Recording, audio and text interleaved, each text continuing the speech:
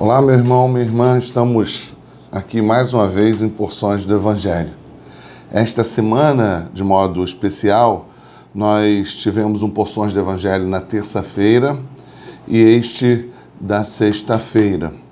Geralmente temos um vídeo por semana, o vídeo que sai sempre à sexta-feira, ou nas sextas-feiras. Mas no vídeo de terça-feira e no decorrer da semana, nós falamos acerca do vídeo que nós estaríamos gravando nessa sexta-feira e publicando nessa sexta-feira. E eu, desde então, anunciei qual seria o tema. Nós estaríamos falando sobre a volta de Jesus Cristo.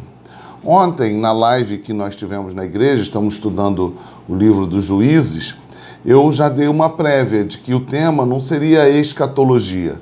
Nós não estaríamos falando sobre as escolas escatológicas acerca da volta de Cristo Jesus, mas mais especificamente acerca da volta de Cristo Jesus. E hoje eu quero esclarecer e falar sobre esse tema de forma um pouquinho mais aprofundada. Claro que num intervalo de 10, 20, 30 minutos que seja este vídeo, nós não vamos conseguir falar de forma aprofundada, mas de modo suficiente, exaustivo, mas de alguma forma abordar o tema para quem sabe em outro momento a gente possa voltar nele.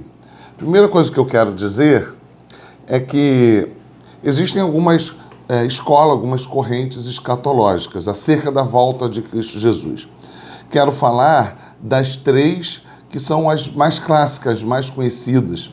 Embora uma delas seja a mais nova, que surge no século XIX e ganha corpo no século XX, esta que é mais recente é exatamente aquela que é predominante no mundo ocidental, poderia até dizer no Brasil. O Brasil adotou esta linha como a principal. E a maior parte da igreja evangélica no Brasil só conhece esta linha de pensamento escatológico. Meu objetivo aqui não é fazer uma concorrência entre elas, embora depois dessa breve exposição, muito breve mesmo, porque o tema não é este, eu quero me dedicar a um texto de Marcos. Eu vou, obviamente, ao final, dar a minha posição, o meu posicionamento. As três, elas, na ordem, talvez histórica, o pós-milenismo é a visão que esteve presente na igreja durante muito tempo e acredita-se que a volta de Cristo se dará no intervalo de tempo do qual nós conhecemos como milênio. Na perspectiva pós-milenista, a ideia do milênio não traz uma percepção literal de 1000 anos, mas sim um intervalo de tempo que se inaugura a partir da morte e ressurreição de Cristo, que vai sendo propagado o Evangelho de Cristo Jesus até que ele venha. Esse intervalo de tempo, que já se dura aproximadamente 2000 anos, é aquilo que é identificado como o milênio, segundo a perspectiva pós-milenista. E Cristo viria, então, após esse intervalo de tempo, que tem como símbolo os 1000 anos, que não necessariamente pode ser identificado como 1000 anos. Já estamos no ano 2020, claro, já se passou mais de 1000 anos. Dentro dessa perspectiva pós-milenista, a igreja tem um papel de transformar a humanidade. Acredita-se, de modo geral, na perspectiva pós-milenista, que a igreja de Cristo vai propagando o Evangelho e vai transformando este mundo, e ao final deste processo de purificação, Cristo retorna e a maior parte da humanidade, e assim também como a cultura, já foi redimida. Essa é a perspectiva pós-milenista. A volta de Cristo é após um milênio que não é literal. A perspectiva dispensacionalista, ela é acompanhada da visão pré-tribulacionista e pré-milenista. O que isso quer dizer? Essa é a mais recente, que surge no final do século XIX e ganha corpo no século XX, e que, embora seja mais recente, é a majoritária na perspectiva brasileira, da teologia brasileira acerca da escatologia, a volta de Cristo Jesus. Ela pensa que Jesus voltará em determinado momento e resgatará consigo a sua igreja, os salvos em Cristo Jesus, que serão tomados por eles, alçados à nuvem. E depois desse intervalo de tempo haverá um intervalo de 7 anos, depois que a igreja é resgatada por Cristo Jesus. Numa visão mais contemporânea, dispensacionalista, esse intervalo de 7 anos será dividido em 2 períodos de 3 anos e meio. Depois desse intervalo de tribulação, então Cristo viria e estabeleceria o milênio literal. E na volta de Cristo, depois, mais uma vez, aí com a sua igreja, que já foi arrebatada, ele, então, promoverá esse milênio onde o governo de Cristo Jesus será estabelecido.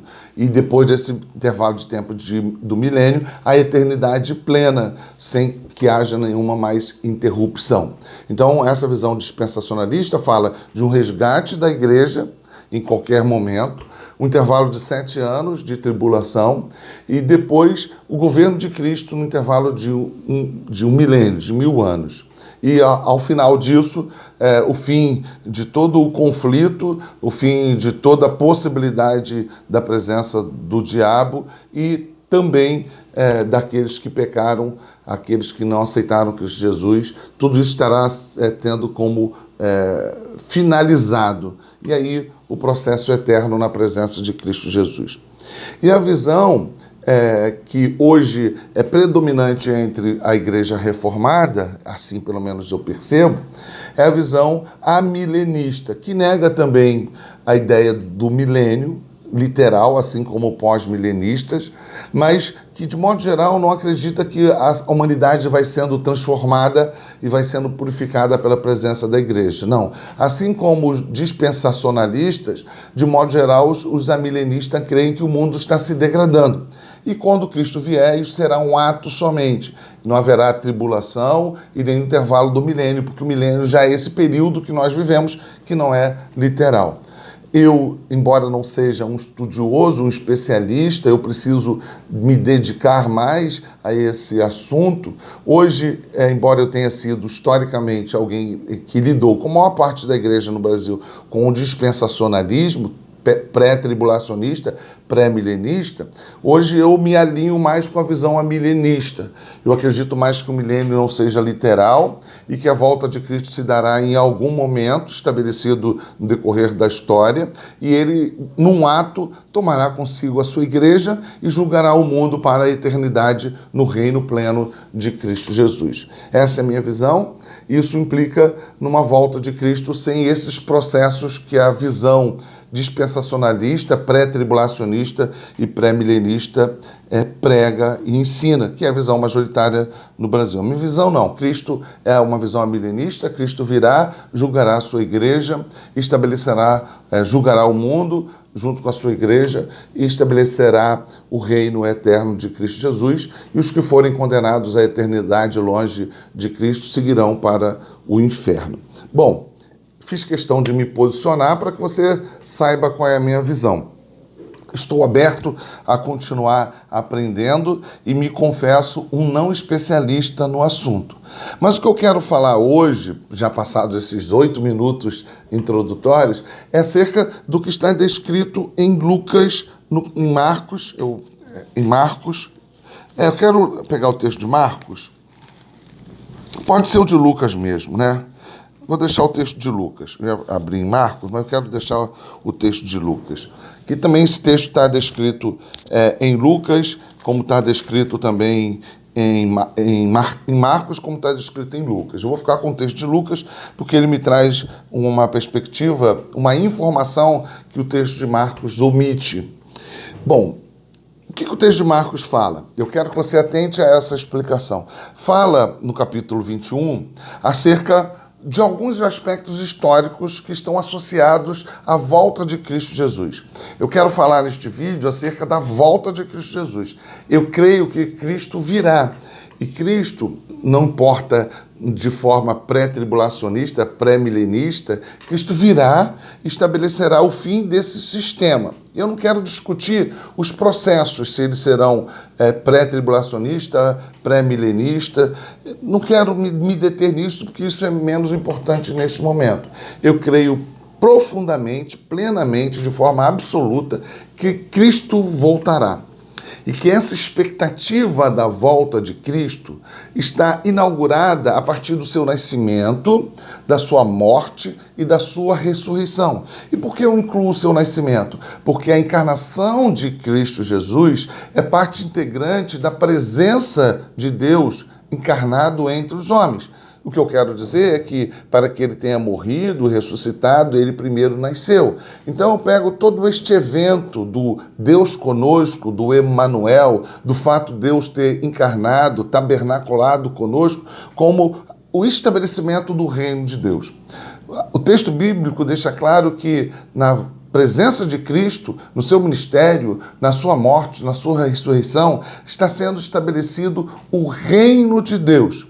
Este mundo do qual nós vivemos está em processo progressivo de declínio moral, ele está em processo de declínio, de degradação por causa do pecado, mas também numa contagem regressiva do estabelecimento pleno do reino, onde haverá o julgamento e todas as coisas serão transformadas, regeneradas, à semelhança da ressurreição de Cristo Jesus. E quando isso se dará? Na volta de Cristo. Isso independe da corrente escatológica que você adote. Isso será estabelecido com a volta de Cristo Jesus. Então, eu quero fazer um paralelo.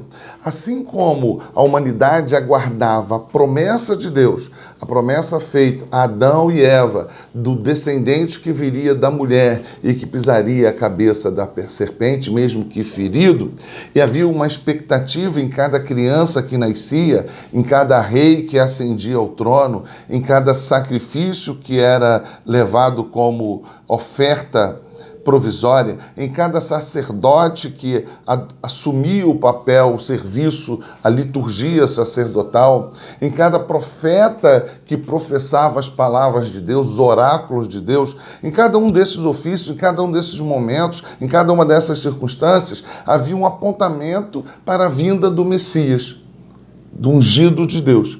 Até que em dado momento, assim como vários textos bíblicos descrevem, em Belém Efrata, aí nos lembrando do que está descrito em Miqueias, no dado momento, na circunstância histórica, geográfica, política, econômica, preparada por Deus, o Messias é revelado. A gente observa que, no primeiro olhar, isso poderia ser percebido como o tempo não apropriado. Afinal de contas, Israel estava sob uma subjugação romana, sob o domínio de outro povo, de outra etnia, de outra nação. Mas Deus promoveu o cenário histórico preciso para que, naquele tempo exato, na plenitude dos tempos, o Filho de Deus fosse revelado. A pergunta é: e qual será o cenário apropriado para a volta do Cristo ressurreto? Qual será o cenário? Eu quero te dizer que o cenário está sendo construído. É verdade que, em alguns momentos, se acreditou que seria aquele momento preciso e exato que Cristo voltaria. Os livros, não necessariamente os livros que tratam de teologias, mas de teologia, até os livros históricos, apontam que houve uma grande crise, uma grande confusão, uma expectativa que levou à morte e a preocupações exacerbadas quando houve a chegada do ano 1000, segundo a contagem do calendário gregoriano. E que ali se acreditava que tinha chegado o tempo da volta de Cristo Jesus. Segundo esta perspectiva, o intervalo de 1000 anos já tinha se cumprido, ele era literal. Então Cristo voltaria. E houve uma confusão, medo, as pessoas estavam vivendo um verdadeiro pânico. Os livros históricos revelam isso, que a primeira metade da Idade Média, a transição da primeira metade para a segunda, demarcada ali aproximadamente com o ano 1000, foi um ano de muita expectativa, de muita preocupação, de medo, de pavor. Fato é que isso não aconteceu. Já houveram tentativas de tentar se estabelecer. Alguns diziam que a Primeira Guerra Mundial, o ano de 1914, alguns apontavam para a Segunda Guerra Mundial e se tenta, vez por outra, estabelecer o momento exato da volta de Cristo. E todas as vezes que se tentaram promover isso, estabelecer, consolidar uma data, o que houve ao final desse processo foi a demonstração que aquela previsão ou que aquela afirmação era falsa, que aquilo não se concluiu.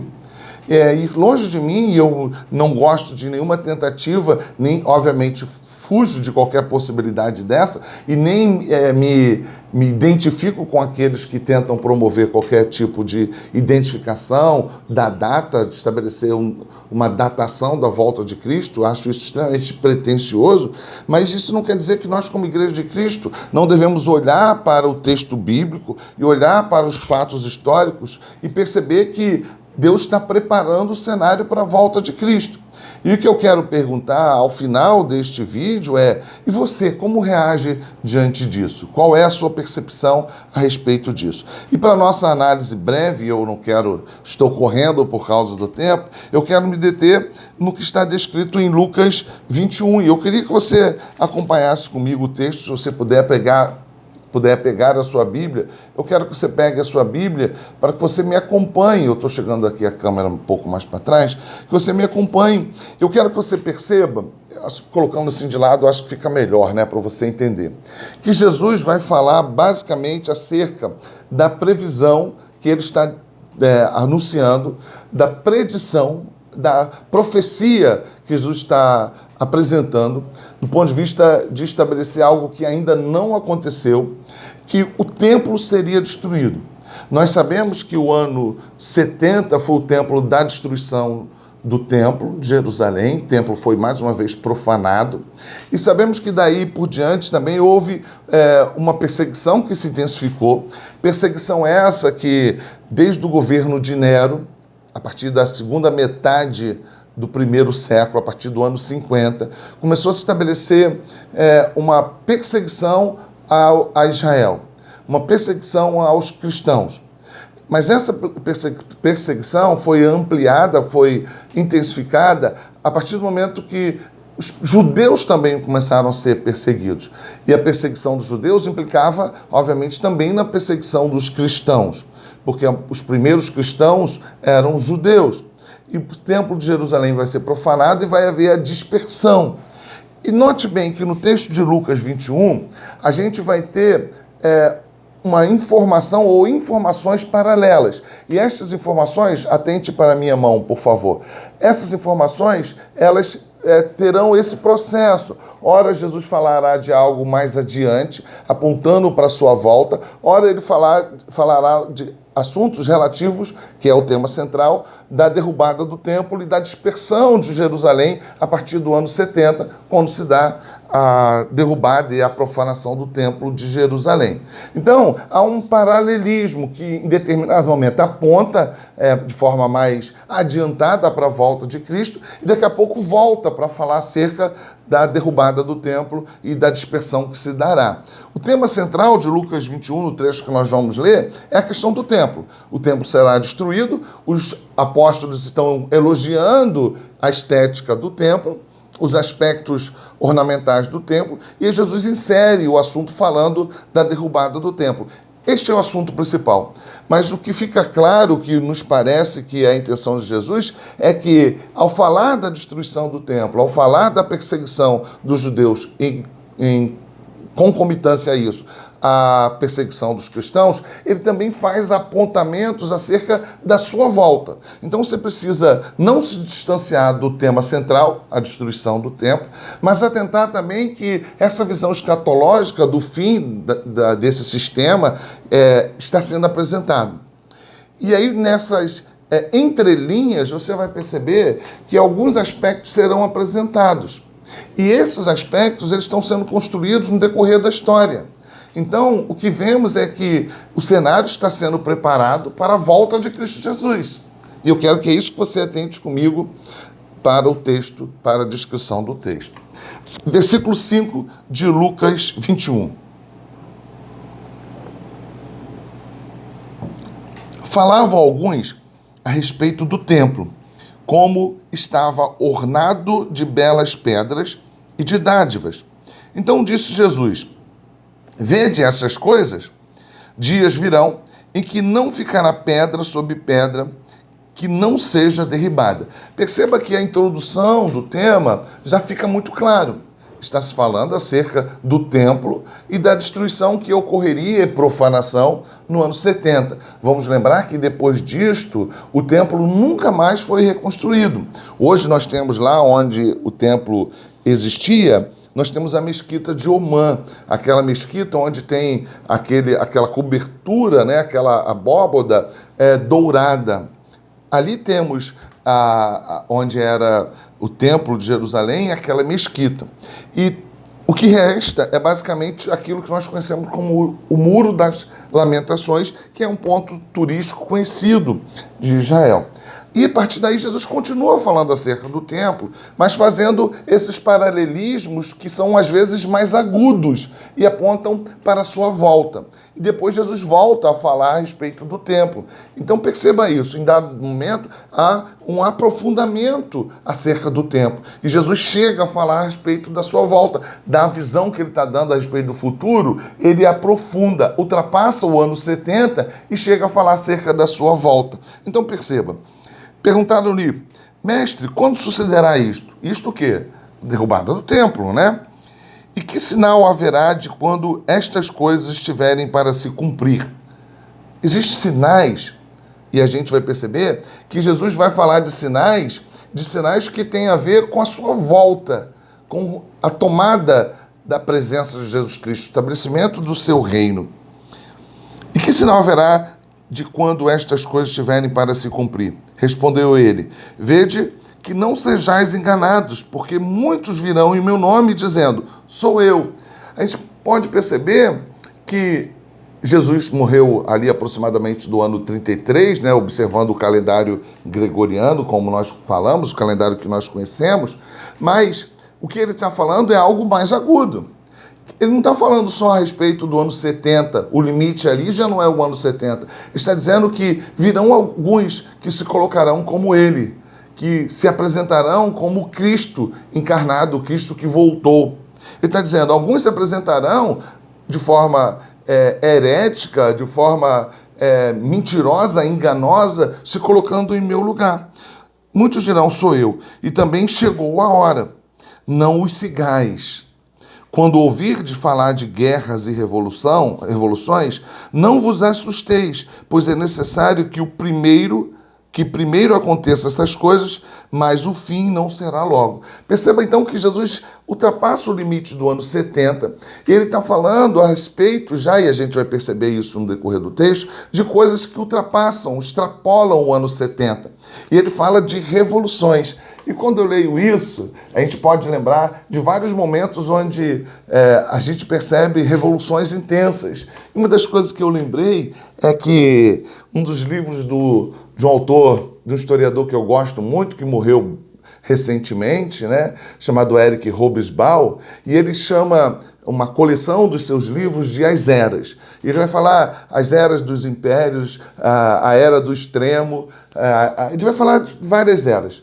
E uma das unidades, um dos volumes, uma das obras de Eric Hobsbawm é A Era das Revoluções.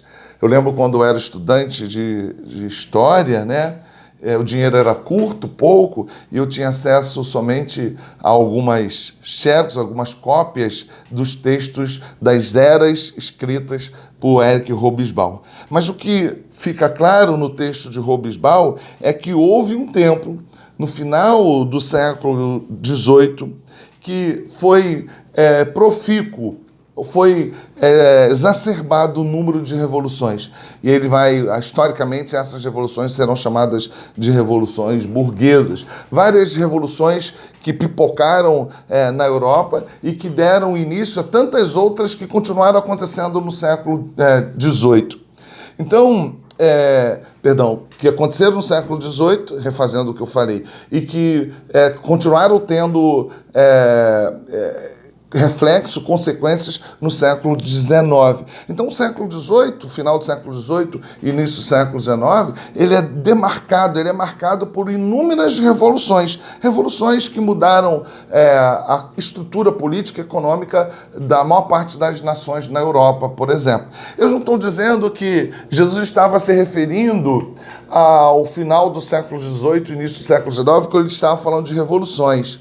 Mas eu não tenho como deixar de pensar nisto como algo que tem a ver com a preparação da volta de Cristo Jesus. A gente poderia lembrar de outras revoluções que aconteceram no intervalo de desenvolvimento da história, no intervalo de tempo a partir da presença de Cristo entre nós. Mas como estudante de história, essa foi o primeiro fato histórico, ou o primeiro grupo de revoluções que me veio à mente. Eu não sei se Jesus estava se referindo ao final do século XVIII e início do século XIX, mas eu sei uma coisa: isso colabora para a revelação, para a demonstração dos sinais de que Jesus Cristo voltará. Jesus Cristo voltará. Quando ouvides falar de guerras e revoluções, não vos assusteis, pois é necessário que primeiro aconteçam essas coisas, mas o fim não será logo. Ou seja, ainda acontecerão outras coisas para que eu venha. Então lhes disse: levantar-se-á nação contra nação e reino contra reino. Perceba que ele está aprofundando, ele está fazendo um aprofundamento histórico, temporal. Ultrapassou o ano 70. Haverá grandes terremotos, epidemias e fome em vários lugares, coisas espantosas e também grandes sinais do céu. E aí, mais uma vez, eu estou vivendo uma pandemia. Eu fiz esse ano de 2019, ano que passou, 50 anos. E eu nunca tinha visto nada parecido com o que eu estou vivendo agora. E sem querer dizer que Jesus virá amanhã, mês que vem, ano que vem ou daqui a 100 anos, eu, por outro lado, não posso deixar de considerar que eu nunca vi uma epidemia como esta. A gente pode lembrar que outras aconteceram. A gente pode lembrar, por exemplo, a crise do século XIV, que entre a guerra, entre a fome, também estava ali marcada a peste negra. Eu não sei se esta epidemia ou esta pandemia será a última até que Jesus Cristo venha. Mas o que eu estou dizendo é que esta é uma demarcação. Isto é, no mínimo, uma composição histórica de eventos que aponta para a volta de Cristo Jesus. Antes, porém, de todas estas coisas, lançarão mão de vós. E aí ele parece retroceder no tempo, porque estas perseguições que ele vai falar agora, que ainda vemos nos dias de hoje, elas foram maciças na segunda metade do primeiro século, no segundo século, até mesmo no terceiro século, né? Elas foram maciças, os cristãos foram profundamente perseguidos. E parece então que Jesus retrocede no tempo para falar algo mais próximo dele e mais próximo da destruição do templo. E ele vai falar então, versículo 12. Antes, porém, de todas estas coisas, lançarão mão de vós e vos perseguirão, entregando-vos às sinagogas e aos cárceres, levando-vos à presença de reis e governadores por causa do meu nome. Isso aconteceu logo depois da sua morte. 15 anos depois, os cristãos já estavam sendo perseguidos. Assentai, pois, versículo 13. E isto vos acontecerá para que deis testemunho. Assentai, pois, em vosso coração, de não vos preocupardes com o que haveis de responder, porque eu vos darei boca e sabedoria, e que não poderão resistir nem contradizer todos quantos se vos opuserem. E sereis entregue até por vossos pais, irmãos, parentes e amigos, e matarão alguns dentre vós. O que Jesus parece estar nos apontando é para algo que está relacionado com acontecimentos agora mais próximo dele, historicamente, do ponto de vista temporal, mais perto dele. Por isso que eu fiz essa demonstração, que Jesus torna a sua percepção mais aguda, a sua profecia mais aguda, e ora ele retrocede, chegando mais perto de si mesmo, do seu ministério e daquilo que ele está tratando, a destruição do templo, né? A profanação do templo. Assentai, pois, o vosso coração, de não vos preocupardes com o que haveis de responder, porque eu vos darei boca e sabedoria, e que não poderão resistir nem contradizer todos quantos se vos opuserem. E sereis entregues até por vossos pais, irmãos, parentes e amigos, inimigos e matarão alguns dentre vós. De todos sereis odiados por causa de meu nome. Contudo, não se perderá um só fio de cabelo da vossa cabeça. A gente precisa compreender esta promessa olhando para o próprio relato bíblico, que a própria Bíblia vai nos apresentar que os discípulos foram martirizados. Então, essa preservação, ela ultrapassa o aspecto físico, que Jesus está dizendo que muitos serão preservados, mas muitos morrerão. Mas haverá, de modo geral, uma preservação da igreja de Cristo, porque aquele que está em Cristo, mesmo que morra, viverá. Então, não perderá nenhum só fio de sua cabeça. A gente precisa compreender dentro da promessa maior. A igreja será preservada, mas muitos morrerão de forma a serem martirizados. E na vossa perseverança, que ganhareis a vossa alma. Perseverança que, por exemplo, o livro escrito aos Hebreus fala insistentemente. Perseverança essa que Pedro, nas suas epístolas, fala também insistentemente. E aí o versículo 20 já nos encaminhando para a segunda metade do texto e para o final. Quando, porém, vir de Jerusalém, aí ele volta para falar do templo sitiado, do templo profanado, né? E dos judeus dispersados. Percebe como agora há uma regressão para algo mais perto e para o tema central, acerca do que Jesus está falando e que foi iniciada a conversa. Quando, porém, vir de Jerusalém sitiada de exércitos, sabei que está próxima a sua devastação. A devastação de Jerusalém, não da igreja. Então, os que estiverem na Judéia, fujam para os montes, ou seja, é o processo que historicamente nós conhecemos como dispersão. Eles vão fugir. Fugir de quê? Da perseguição. Fujam para os montes. Os que se encontrarem dentro da cidade, retirem-se. E os que estiverem nos campos, não entrem nela. Porque estes dias são de vingança, para se cumprir tudo o que está escrito. É uma expressão. Ai das que estiverem grávidas e das que amamentarem naqueles dias, porque haverá grande aflição na terra e ira contra este povo. E aí a gente está falando mais uma vez acerca da dispersão dos judeus. Cairão a fio da espada e serão levados cativos para todas as nações, até que os tempos dos gentios se completem. E aí é outra coisa interessante. Jerusalém será pisada por eles. Ele vai dizendo, os judeus vão sofrer, aquelas que estiverem grávidas vão sofrer porque vão ser desterrados, as pessoas sairão da sua terra, serão perseguidos, mortos a fio da espada. E é interessante o que Jesus vai falar.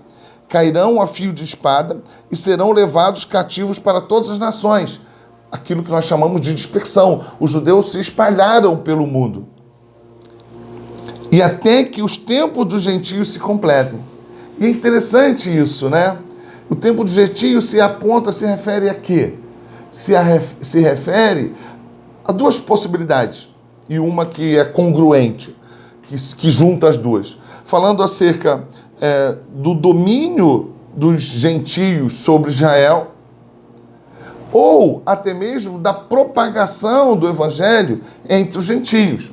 E eu entendo que as duas coisas, a minha percepção é que Jesus está falando das duas coisas. Qual é o tempo dos gentios? O tempo que os gentios dominarão a nação de Israel, profanarão o seu templo e expulsarão eles de suas terras. Isso é o tempo dos gentios. Os gentios estarão se sobrepondo à nação de Israel, mas também estes gentios, nessa dispersão, ouvirão do evangelho de Cristo Jesus. E aí ele diz, até quando isso se dará? Até que os gentios se completem. Jerusalém será pisada por eles. E é interessante, né, a gente observar que agora, no século XX, houve a reconstrução, o repatriamento dos judeus. Houve um processo que é o chamado sionismo. Os judeus voltaram para a terra prometida e passaram a ocupar. Daí, obviamente, começou a estabelecer um conflito entre os judeus e palestinos, e a gente, para discutir isso, precisaria de mais tempo, e não é a nossa intenção, mas a gente pode observar que houve um tempo onde isso se deu. E agora, a partir do finalzinho da primeira metade do século XX, após a Segunda Guerra Mundial, há todo um processo de de consolidação da volta de Israel, da ocupação daquele território, o reconhecimento da nação, da propriedade de Israel como proprietário, aquele que tem direito a ocupar aquela terra, e uma língua que estava praticamente morta, que já tinha deixado de existir e que era presente tão somente nos momentos litúrgicos, e esses judeus espalhados por todas as nações falavam as línguas dessas nações e não falavam mais, não tinham mais domínio sobre o hebraico. Agora há todo um movimento de volta para Israel e um restabelecimento, um renascer da cultura hebraica forte, muito forte. Será que isso também não é um sinal? O tempo dos gentios, Israel voltou. Jerusalém deixou de ser pisada. Ainda, obviamente, há uma disputa, mas é incrível a gente pensar no restabelecimento de Israel depois de quase 2000 anos. E aí o texto termina, e haverá sinais. E aí ele começa a falar mais uma vez acerca, não da questão do templo profanado e da dispersão, mas mais uma vez aprofundando e falando da volta de Cristo. Haverá sinais no sol, na lua e nas estrelas, sobre a terra, angústia entre as nações, em perplexidade por causa do bramido do mar e das ondas. E a gente vê esses acontecimentos. Eu não quero criar uma histeria.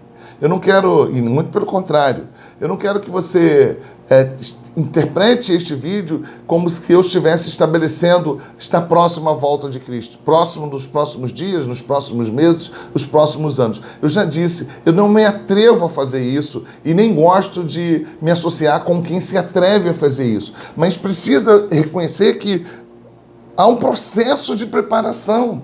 Deus está preparando, e tudo isso, dessa preparação desse cenário da volta de Cristo, são processos e eventos históricos que estão acontecendo e que, mesmo no intervalo de tempo curto, eu estou fazendo parte dele. E haverá sinais no sol, na lua, nas estrelas, sobre a terra, angústia entre as nações e perplexidade por causa do bramido do mar e das ondas. Haverá homens que desmaiarão de terror e pela expectativa das coisas que sobrevirão ao mundo, pois os poderosos dos céus serão abalados. Então se verá o Filho do Homem. Perceba que, mais uma vez, ele aprofundou, vindo numa nuvem com poder e grande glória. Ora, ao começarem estas coisas a suceder, exultai e erguei a vossa cabeça, porque a vossa redenção se aproxima.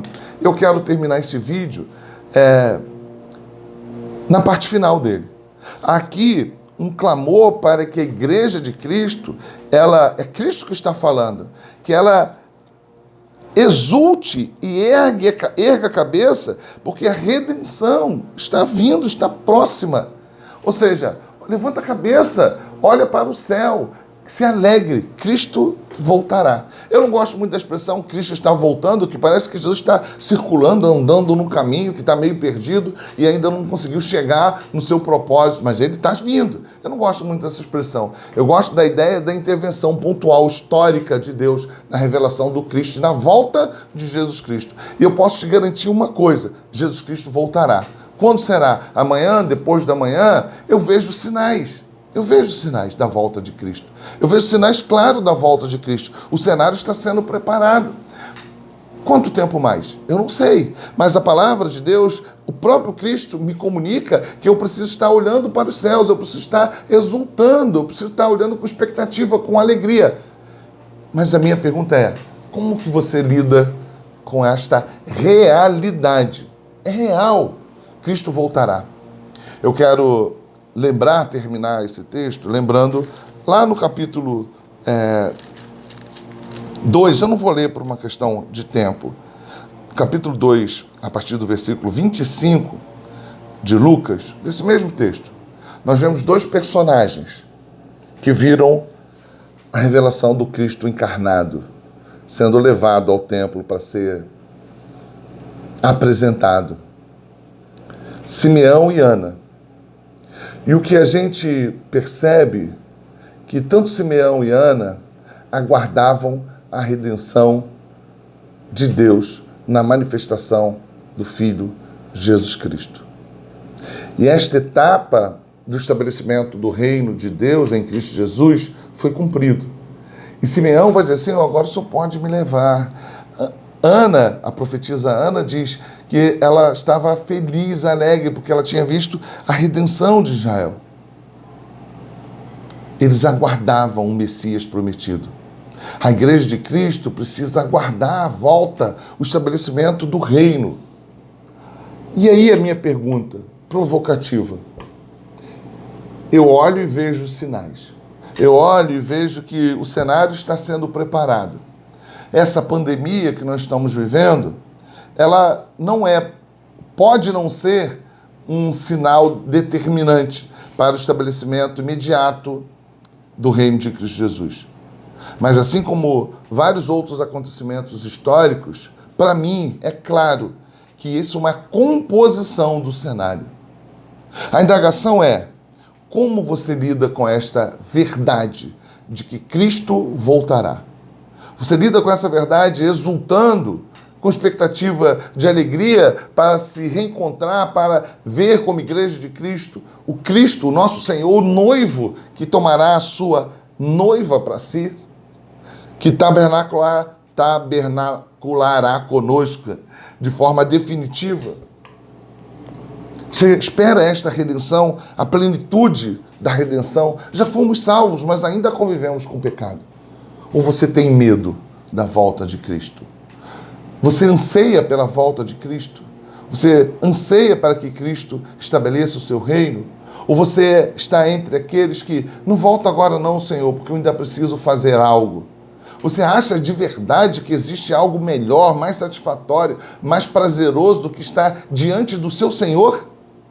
Se você tem medo da volta de Cristo, se você acha que alguma coisa pode ser mais doce, mais agradável, mais prazeroso do que estar diante de Jesus Cristo, você precisa rever a sua fé. Você precisa parar e orar e clamar ao Senhor, que o Senhor te traga discernimento. Você precisa meditar na palavra do Senhor. Você precisa até mesmo questionar se você é salvo em Cristo Jesus. Eu aguardo, eu ansio. Eu estou olhando para os céus. Ah, Jesus, meu Senhor, toma consigo a sua igreja. Que esse sistema que nós vivemos, que manifesta a benignidade, a bondade, a justiça de Cristo, de Deus, por meio da igreja, corpo de Cristo, por meio da sua palavra, pela presença do Espírito, mas é um mundo decaído que precisa ser regenerado, restaurado, assim como o corpo de Cristo foi.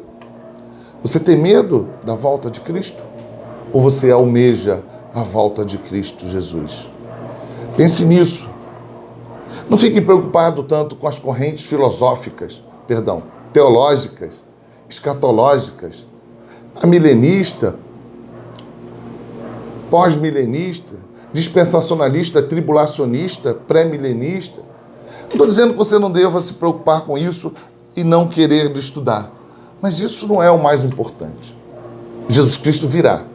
E o cenário, assim como foi também para o seu nascimento, está sendo preparado. E você está pronto? E você está preparado para isso? E você almeja isso? Ou tem medo e espera que Jesus demore um pouco mais? Isso implica diretamente em como você vê a morte. Isso implica diretamente como você vive hoje. Como você vive hoje está diretamente associado como você lida com a expectativa da volta de Cristo Jesus. Pense nisso e até o próximo Sermões, nada disso, até o próximo Porções do Evangelho. Deus abençoe, fique com Deus, um abraço.